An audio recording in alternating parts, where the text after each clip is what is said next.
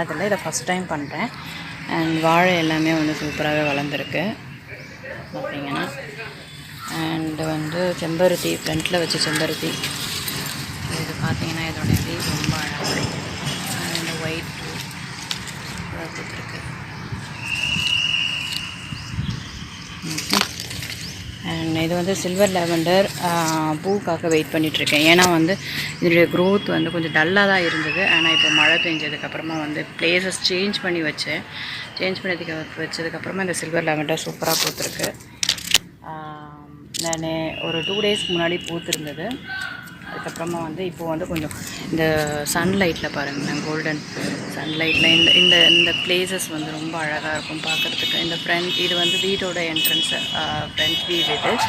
And கொய்யா மரம் நல்லா வளர்ந்துருச்சு. ஸோ இதை வந்து கொய்யா வந்து ஃப்ளோரில் வந்து பிளான்டிங் பண்ணலான்னு சொல்லிட்டு